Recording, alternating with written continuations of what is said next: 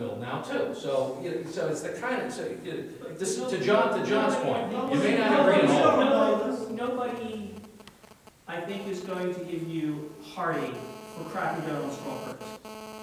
I think where you're going to get the heartache, at least It for wasn't in myself, there. It wasn't in there. at least for I got this myself, for you. It wasn't in there. is It was now register every confiscated. legal owner that has more than a 10 ammunition clip, which by the way, Glock, the most popular handgun, is 13, has to register their clip. Yeah, that's back from it's getting confiscated. That's where we started from. That's not a good That's not the issue. That is the issue. Would I how this process would it help played out. if I went over the sections of the gun bill? John, would you first explain to people your bill, SB 124, because you led the charge on this high-capacity magazine from day one. Yeah, So I my think bill is dead. It's not going forward. but you still initiated I it. supported a ban on the sale of high-capacity magazines. Why? Over 10 rounds. And the other I can switch And- the mag in 2 seconds and knock out this whole room in 15 seconds. The other question I have for you, and I won't say anything more, but I live in Sandy Hook. And I've watched since day one this whole thing, and you've been part of this, to rush this through legislation without the benefit of a police report. Our chief of police in Newtown came out today and said that this should be stopped until the report is seen by everybody. Yet you continue to push for this high magazine. And I don't understand it. You're the highest ranking elected Republican in our government, and it seems like you're leading the attack, that Malloy's leading the attack, instead of saying as a group, halt, we're not going forward with anything until the final police reports come out. And I want to know where the level of responsibility is from you as Senate Minority Leader is when you can't stand up and say that we're going to slow this down until the emotions die down, till the people in Newtown heal from this, instead of throwing them out in front of the cameras. The people of Newtown are never going to heal for this. And you know that because you live there. Okay? But There is I know no healing. There is no healing. there's no healing, but what they're seeing is one side of this issue. Look, So you're going to change the rules for Can I everybody for answer 26 questions? years? And then you can ask as many as you want. I won't interrupt you, or you don't interrupt me. This bill has had more public hearings and more hours of testimony than any bill in 15 years, and that's a good thing. It's not a bad thing. This subject has had more discussion on both sides, and that's a good thing.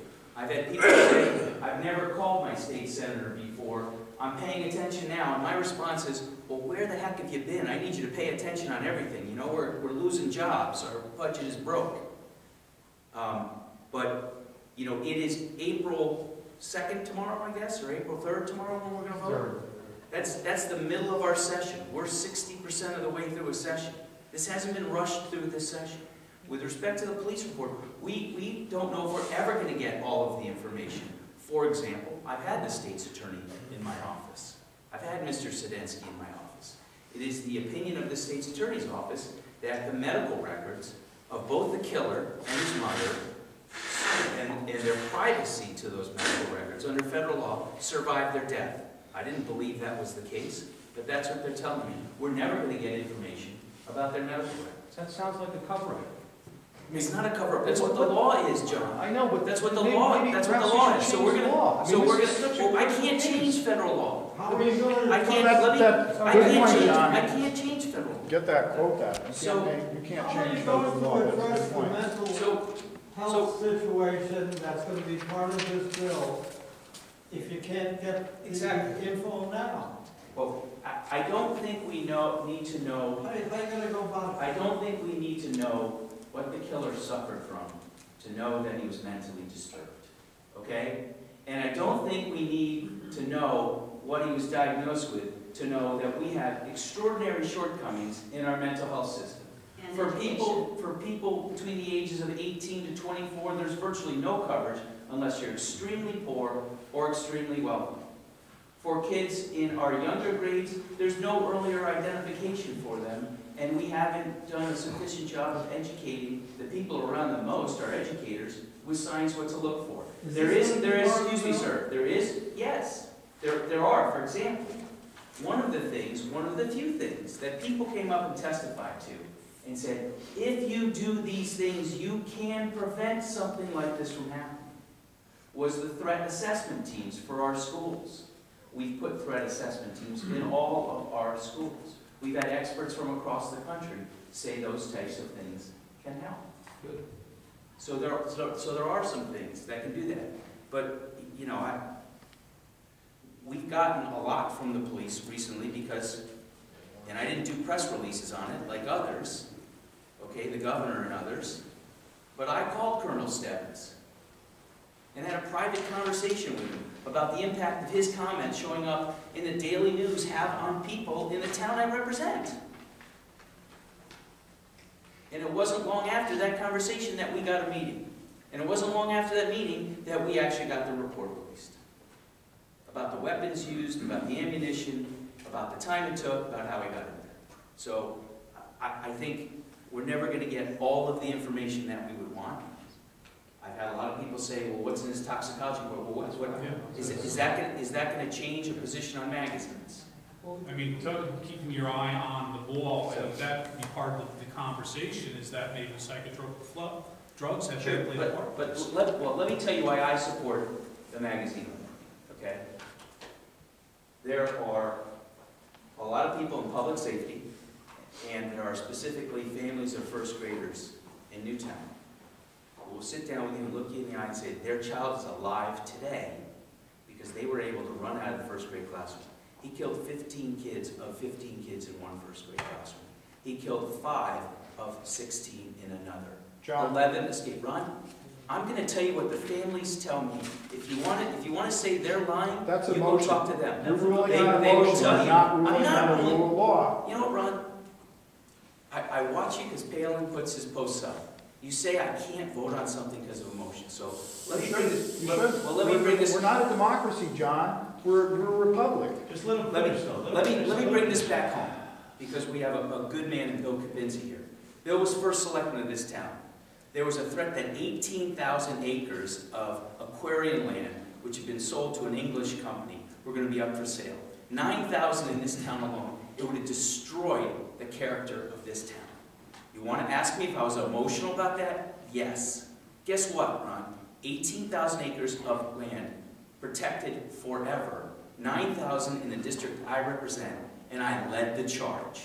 And I was emotional about it. So if you ask me, should I make decisions for my district based on things I get fired up about? Yes. So don't tell me I should recuse myself. That was not contrary to the rule of law, John. You're within your confines. Ron, I will meet with you at any point, whether I'm a state senator or not, after the courts rule if this is challenged. But I don't believe this is unconstitutional. You can't tell me it is unconstitutional when the courts haven't decided yet. By the way, the very document, which I think you and I both respect, sets out the very way this should work. Okay? It sets out 3 branches of government that are equal. It says the legislative branch can pass laws. But there's a check on the legislative branch and the judicial branch to determine whether those laws violate the Constitution. And then we, the people, on our own or through our elected representatives, can choose to amend the Constitution. That's the way the system works. And it's a great system. I think that what everybody's getting at is that people would really like to have our legislators share the entire bill and get their feedback from the constituents before they vote the state. And that's the thing that makes everybody a little love. Do I wish the bill were final right now? Yes. I think it will be online. I've been reading drafts all for the last week and a half. Every part of the gun bill has been subject to a public hearing for many hours that people have come up to speak on. And if you want, I'll just read over each section of the gun bill. Can you get the high notes of what excuse me, while you guys keep asking questions and shouting over people who are raising your hands, so other people want to talk as well. All right, can you just please hit the high notes of what you expect should be in the bill? On the gun control side? In the gun control side. I'll tell you what's in the bill. Okay. There is a, and it's not in any particular order, there's established a gun offender registry list. That is anyone who's committed a crime with a handgun or violated our handgun laws. That offender registry list is kept only in the local police department. It is not a public document. And that is a tool that public safety officials have said, would you give to us? We might get a domestic violence call at a house. We would want to know if that person has previously been convicted of a crime There is increasing the age to purchase certain long guns from 18 to 21. Under our current law, you have to be 21 to buy a pistol, 18 to buy any long gun. We increase the age for long guns that can accept a detachable magazine, center-fire, semi-automatic long guns, to 21. All other long guns, 22s, 17s, shotguns, you can still purchase at the age of 18. Question from the gentleman. I said, why? Let's just go through them. Let them go through. There is something called the Firearms Examining Board. If you apply to get a permit and the permit's rejected, you appeal to that board. We've added 2 people to that board. There are currently 7. A lot of times they can't meet. We want timely decisions, so adding 2 more people. One of those people will be a person with a mental health background, and one of those people will be a retired judge who understands the legal system. We have changed the psychiatric look-backs. As I'm sure you know, if you apply for a pistol permit, the question there regarding mental health is, have you been involuntarily committed at any time in the last 12 months? We push that look back to 5 years. And we also include people who voluntarily committed themselves, and we have a look back of 6 months, okay, for that. The killer at Virginia Tech had voluntarily committed himself for psychiatric problems, got out and was able to purchase a gun because it wasn't involuntary. There's a provision on there that bans armor-piercing ammunition. I can't give you the exact definition of it, but it is the federal definition of armor-piercing ammunition that exists today.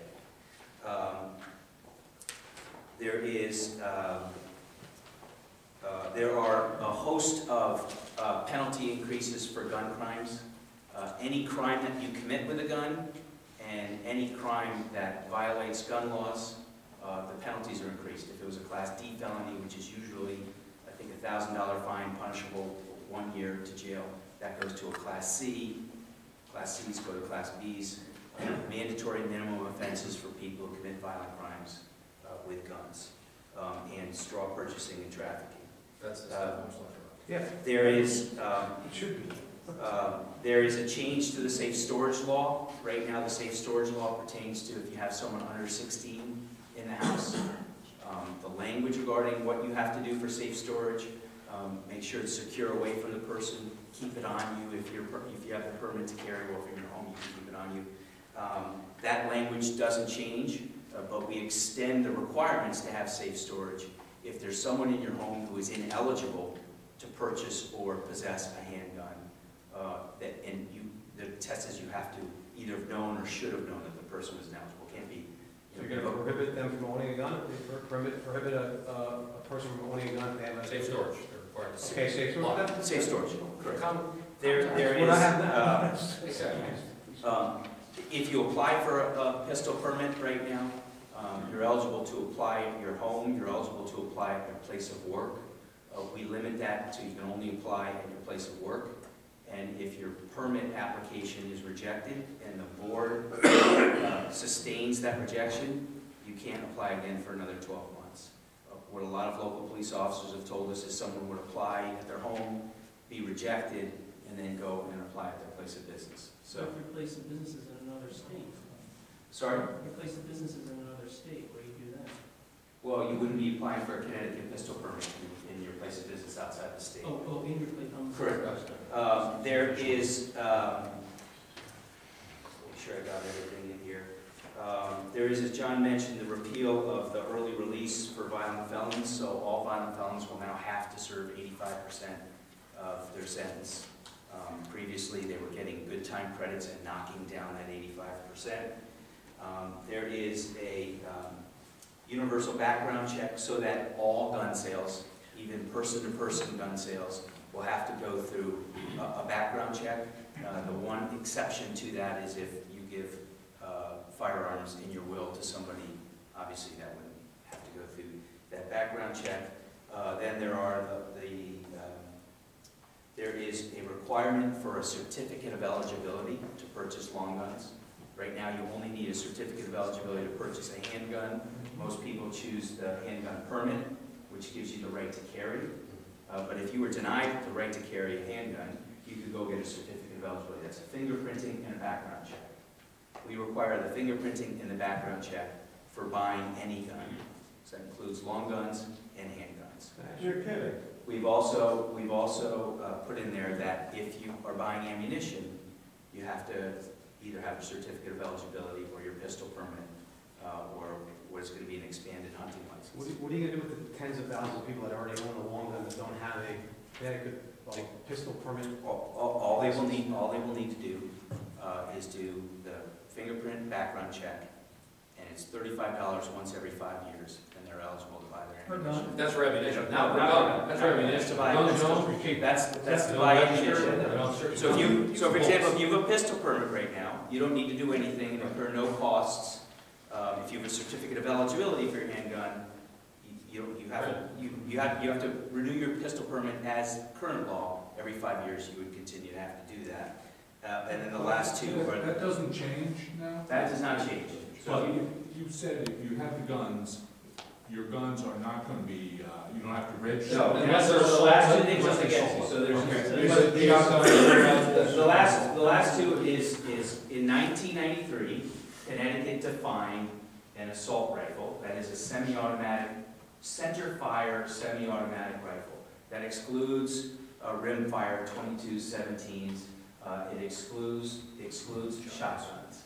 And to qualify to see whether you are a quote-unquote assault weapon, as it was defined in 1993, your gun has to have a detachable magazine or a fixed magazine over 10 rounds, or the long gun would be shorter than 30 inches in length. So you've got 30 inches in length, you've got a fixed magazine over 10 rounds, okay, and then you've got the detachable magazines. From 1993 till today, if you had a long gun, a rifle with a detachable magazine, and it had any two of 5 what they call military-style characteristics, it was prohibited for sale. This law takes that down to any one characteristic. For people who are familiar with the 5 characteristics, the bayonet comes out. That's no longer a military-style characteristic, and the front grip is included now as a military-style characteristic. If you have a semi-automatic rifle that you bought after 1993, but before